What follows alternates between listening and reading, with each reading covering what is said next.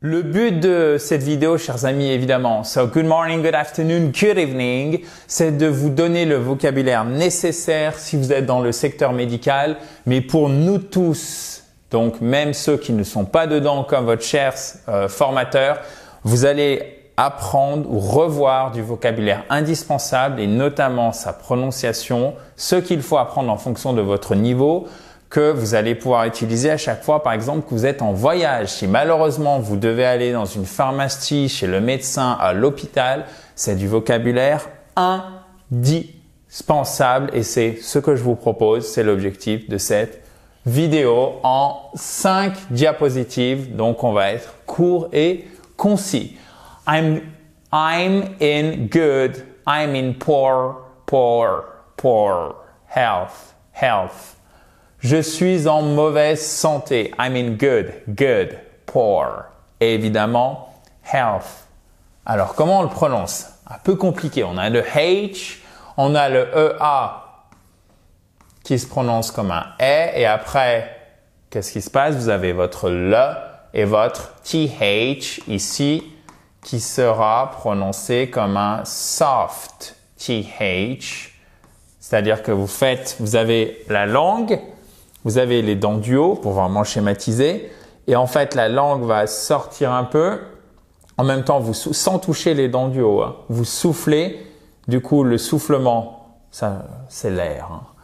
Entre les dents du haut et la langue va provoquer un léger sifflement. Alors un léger sifflement, c'est pas ok?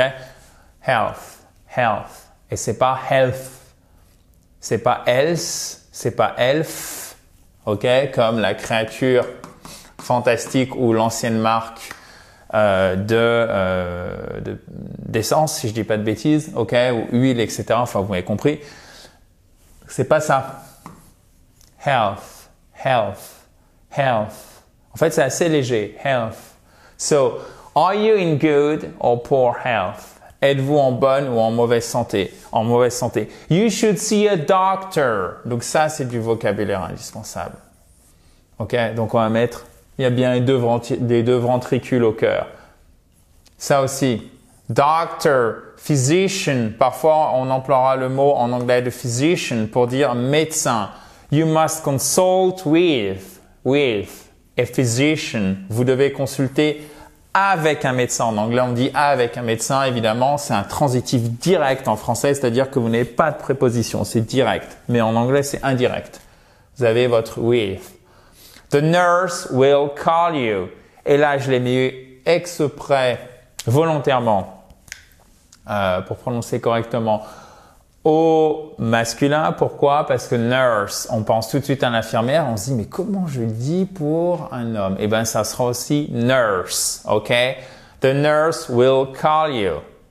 Physician, un médecin. A doctor, un docteur. Là aussi, indispensable. La salle d'attente. The waiting room. So, there are 3 patients in the waiting room. There are 4 patients in the waiting room. Il y a 4 patients, 3 patients. There are 5 patients in the waiting room. Et c'est pas patients or patients, non. Patients. Vous avez une diphtongue ici et votre accent tonique sur la première syllabe. There are 4 patients. There are 12 patients before you, avant vous, in the waiting room. The city has 2 hospitals and 1 clinic. La ville compte 2 hôpitaux et une clinique. The city has 2 hospitals and 1 clinic. He's got a heart disease. Il a une condition en fait. Il a une maladie cardiaque. He's got a heart disease. Et faites bien attention aussi. Alors là, c'est indispensable comme vocabulaire. I'm sick, I'm ill. Je suis malade. Alors, comment on fait la distinction? Quand vous êtes malade, ça vous rend malade parce que vous trouvez ça horrible. D'accord? I feel sick, donc au sens figuré, mais aussi vous êtes malade, vous avez la gastro, la grippe, etc. C'est to be sick. Et d'ailleurs, très très souvent, et notamment en American English, on emploie quasiment systématiquement sick. Et quand on emploie ill, de manière générale en anglais et encore plus en American English, C'est vraiment pour des maladies chroniques très sérieuses, potentiellement mortelles ou mortelles, comme par exemple le cancer. Si vous êtes en phase terminale, ben là vous serez ill. Vous n'êtes pas sick. Ok, chers amis? Bon, évidemment, vous doutez bien que on espère que ça, vous ne l'employez pas pour vous. Le vocabulaire du corps humain, alors je l'ai pas rajouté parce qu'on l'a déjà vu, d'accord, dans d'autres vidéos, sinon elle allait être trop longue. Et vous pouvez récupérer tout ce qu'on voit ici et tout ce qu'on va voir par la suite en cliquant sur le i en haut à droite. Et vous avez le quiz d'application en plus de pouvoir récupérer le PDF. Sans compter que si vous êtes sur mobile ou sur tablette, là vous n'avez pas le i, donc évidemment on a une solution pour que vous puissiez tout télécharger. Vous cliquez sur le lien qui est dans la description juste en dessous de la vidéo, évidemment aussi. N'oubliez pas de vous abonner à cette fabulous YouTube channel, guillemets évidemment, entre avant et après fabulous, en cliquant sur le i, sur le bouton rouge, pardon, du coup qui est en bas à droite. So, what are you suffering from? De quoi souffrez-vous? It could be a cold, un rhume. The flu. Did you catch the flu? Avez-vous attrapé? C'est quoi ça? La grippe. Exactement. She has caught a cold. Elle a attrapé un rhume. I've got a headache. J'ai mal à la tête. I have a headache. OK? Headache, head, ache. Ache. Okay, I have a headache. Headache. She's got a headache. Elle a mal à la tête. You have a fever. She has a temperature. Okay? Tu as de la fièvre, elle a de la température. You have a fever. You have a temperature. Et là, vous faites bien attention parce que vous avez un article à chaque fois et vous faites bien la prononciation de fever, ils l'ont. Et temperature, vous avez l'accent tonique sur la première syllabe. C'est pas température, non, c'est temperature. Temperature. Donc faites bien attention. C'est assez piégeux quand vous avez notamment très souvent des mots qui ressemblent beaucoup au français. Là, vous devez avoir un petit signal d'alerte. Ouh là là, c'est souvent sur cela que la prononciation est la plus douloureuse peut-être ou la plus complexe. Mais en attendant, comment on dit douloureux? Vous avez vu la transition là quand même. C'est du haut niveau. Pardon. It's painful. Ma blague est painful. It's a painful joke. Vous pourriez dire. C'est douloureux. I'm in pain. J'espère que du coup, I hope you're not emotionally sick now. I'm in pain. J'ai mal. Et c'est pas pain, d'accord? C'est pas pain comme le pain. C'est pas le pain non plus. C'est pas pen comme le stylo en anglais, c'est I'm in pain, ok? Alors quand j'imite l'accent français, je ne me moque pas, qu'on soit bien d'accord. C'est surtout pas stigmatisant, c'est surtout pas péjoratif. Mais il y a un moment où il faut qu'on se dise, ok, comment moi je prononce, est-ce que c'est comme ça? Ouh là là, non, ça va pas. Et c'est là où ça crée ce décalage où vous dites, ah j'aime pas. Ben oui, je sais, moi non plus j'aime pas. Quand je m'aperçois que c'est pas fait correctement, bon ben c'est pas grave, du coup on voit le côté positif et on se dit ok c'est comment? C'est pain, bon je vais essayer quand même. Et là vous osez, ok? I'm in pain, I'm sick in bed, je suis cloué au lit, ok? It's contagious, c'est contagieux. Et voyez en fait ces mots ils sont entre guillemets assez simples à retenir une fois qu'on a les éléments de base comme sick, pain, a fever, a headache, okay, a cold, etc., hot, to burn myself, je me suis fait mal. Mais ce qui fait la grosse différence, en fait, c'est bien sélectionner le vocabulaire en fonction de votre niveau. Donc, c'est pour ça que je fais déjà un tri avec vous. Et aussi, bien évidemment, chers amis, la prononciation qui fait toute la différence. C'est pas contagious, non, c'est contagious. Contagious, contagious. Et comme d'habitude, on repère les sons forts comme les diphtongues, les prononciations de voyelles et les places des accents toniques. Contagious. So what do we have? I hurt myself. Je me suis fait mal. I burnt myself. Je me suis brûlé. OK? I hurt myself. Je me suis fait mal. Itchy, ça veut dire ça gratte. It's itchy. So, the rash is itchy. Rash, en fait, you've got a rash. C'est typiquement, par exemple, une plaque rouge qui gratte. D'accord? Et rash. Et alors, évidemment, c'est éruption cutanée en français. Dites-vous, j'ai une éruption cutanée qui commence à me démanger. Non. Bon, vous dites ça gratte. Bah, même chose en anglais, vous simplifiez les choses. It's itchy, okay? So the rash is itchy. It is just a scratch. C'est juste une égratignure. Et to scratch, c'est ce que fait votre chat sur votre canapé tout neuf. Griffer, okay? To scratch. A scratch, donc to scratch, c'est griffer, to scratch. Et a scratch, c'est une égratignure. So, là aussi, vocabulaire indispensable. Prendre un rendez-vous. I've made an appointment with a specialist. OK? Donc là, faites vraiment attention. An appointment, un rendez-vous. A prescription, une ordonnance. Là aussi. I need to renew my prescription. Je dois renouveler mon ordonnance. A doctor's diagnosis, le diagnostic d'un médecin. We should wait for a doctor's diagnosis. On devrait attendre le diagnostic d'un médecin. C'est un examen de routine. Alors, vous le voyez parfois en français, en tant qu'anglicisme, un check-up, ok? It is a routine check-up. It is a routine check-up. C'est un examen. Alors, check-up, check-up en anglais. Le T est devant, OK? So, this is a routine check-up. Then, what do we have? Là aussi, c'est très intéressant. Est-ce qu'il faut le retenir ou pas? Si vous êtes diabétique, c'est indispensable pour vous en anglais. Ce ne l'est pas forcément, notamment si vous avez un niveau débutant, pré-intermédiaire en anglais, de le retenir. So you have all the symptoms of a diabetic. Et même si vous êtes allergique aussi, vous devez absolument, là aussi, par exemple, apprendre le nom de la molécule, le nom du médicament en anglais pour savoir le dire. Bon, je peux pas faire le dictionnaire, évidemment, mais vous avez compris le process. Moi, je vous donne la base et après, à vous d'aller chercher vraiment en fonction de vos besoins spécifiques. OK? So, you have all the symptoms of a diabetic. We'd like to keep you here overnight. Overnight, en fait, c'est littéralement pour toute la nuit, d'accord? Pour la nuit, overnight. We'd like to keep you here overnight for observation, pour observation.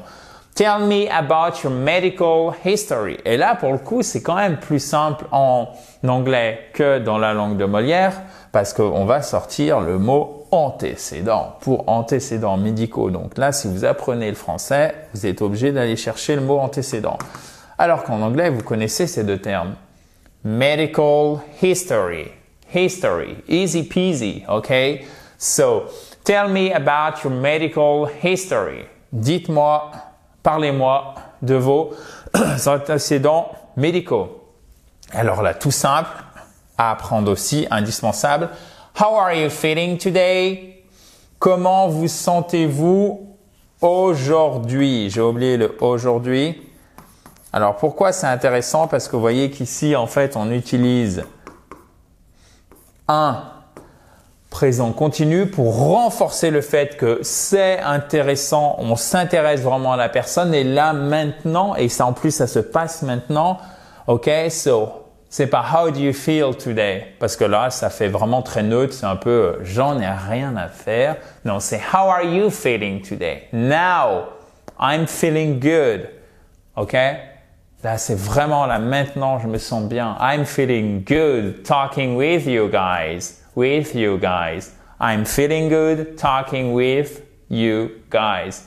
Je me sens bien de parler avec vous, chers amis. Et guys, vous le savez, c'est à la fois pour la jante féminine et la jante masculine, aussi singulier que ça puisse paraître pour nous francophones, parce qu'on voit ça, on se dit gars masculin.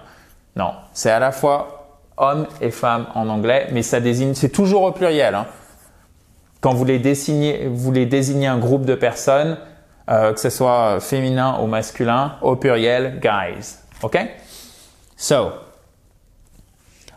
à l'hôpital, là aussi, méfiez-vous, chers amis. Pourquoi? Parce que the test results came back negative. Donc là, tout est dans la prononciation. Came. Vous avez une diphtongue ici qui est forte. Comme toutes les diphtongues d'ailleurs, mais c'est vraiment un son qui est puissant. Came. En particulier celui-ci. The test results came back negative. To came back positive. De la même façon. Et alors, faire une radio positive. OK? Negative, positive. C'est pas to do radio. Malheureusement, non.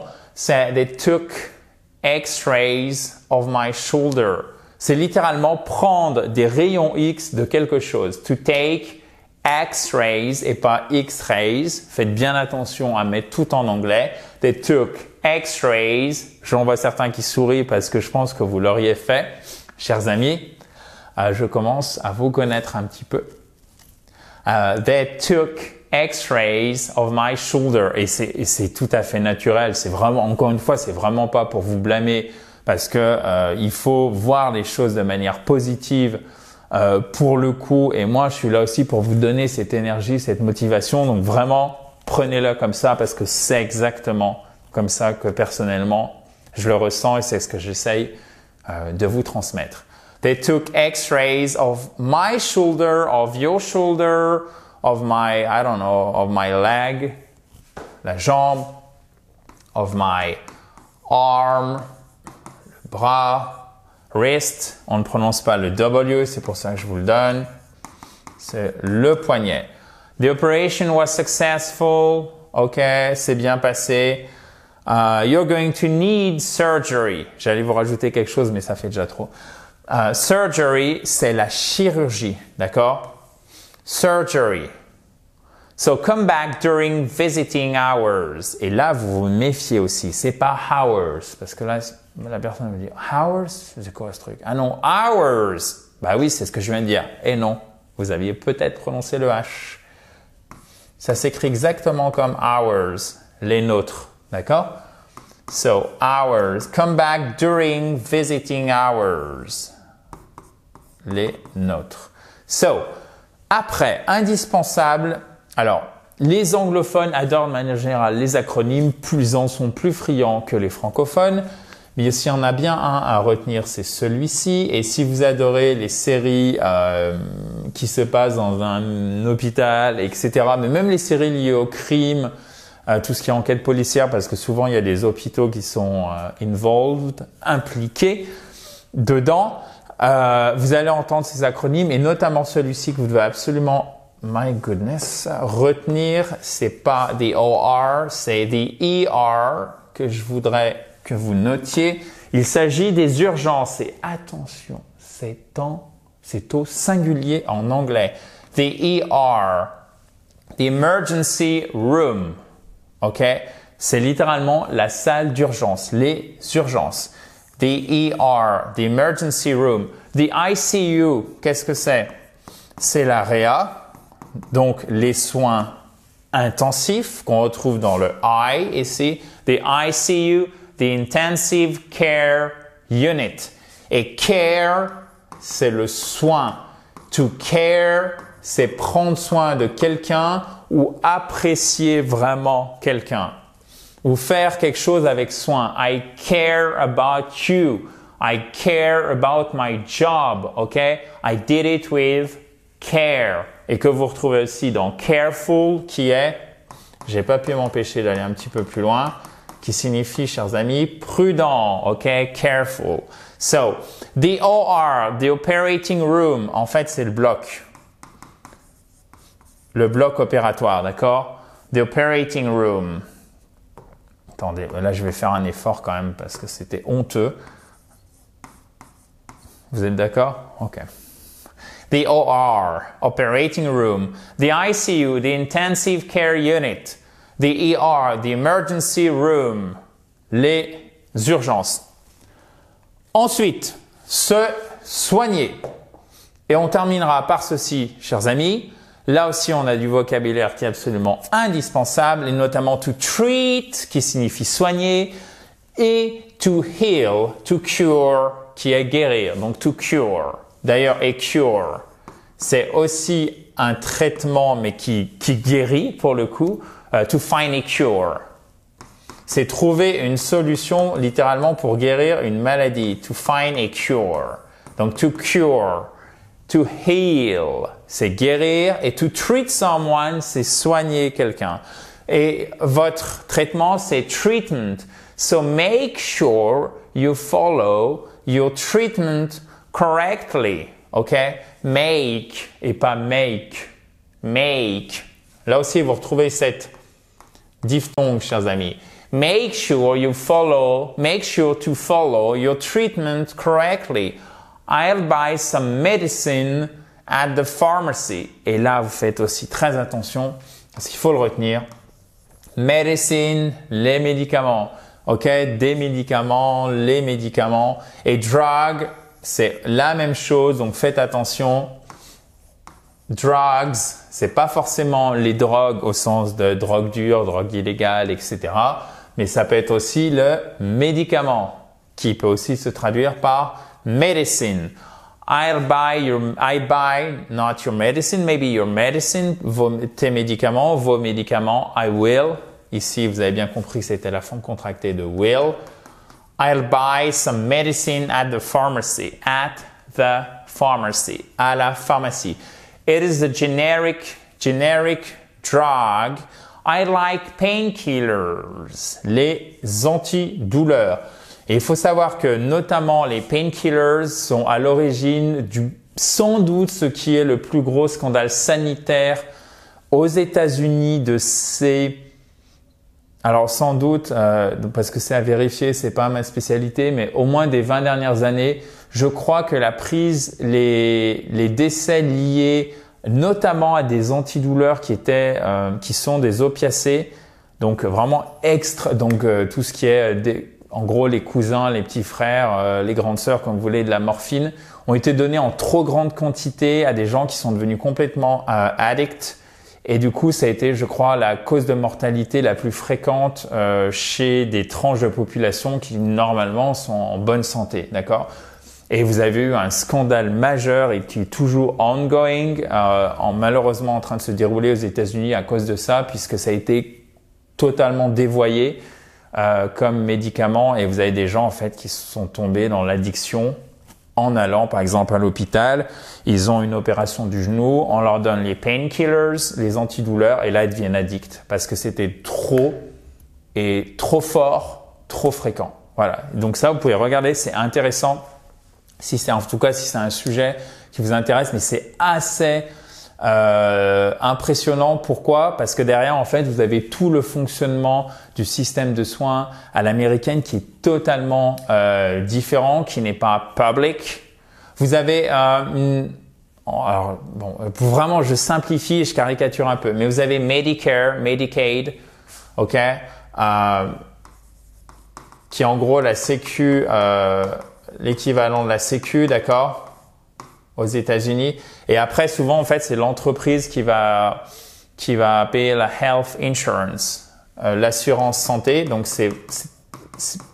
le secteur privé est beaucoup plus important à ce niveau-là. Mais même pour la basic cover, pour la couverture primaire, d'accord, aux États-Unis, donc ça devient vraiment de votre assurance et parfois l'assurance d'une personne dans le ménage va couvrir tout le reste. Donc évidemment, vous imaginez que si la personne perd son emploi, elle perd aussi l'assurance, donc vous imaginez les répercussions que ça peut avoir. Donc c'est vraiment très intéressant en fait derrière le vocabulaire, et ben comment je vais m'en servir, et du coup comment ça fonctionne dans tel ou tel pays. En Angleterre, le système de sécu, c'est le NHS. OK? So, ensuite, you have a long road to recovery. Tu as un long chemin pour te rétablir. To recover, c'est se rétablir.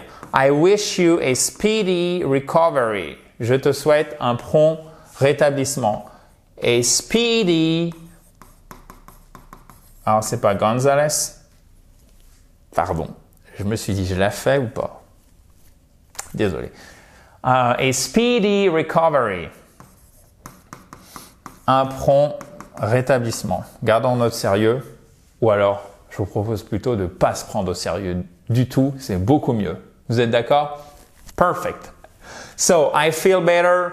I feel worse. Je me sens mal. Je sens que ça a empiré. I feel worse. I feel better. Bon, voilà, chers amis. J'espère que ça vous a plu. Si vous avez le moins de commentaires, vous le mettez juste en dessous. Et justement, si ça vous a plu, vous pouvez mettre aussi un petit like qui est juste ici. Le pouce bleu en bas à droite. On se dit à très vite dans la joie et la bonne humeur. Bye bye. Have a nice day.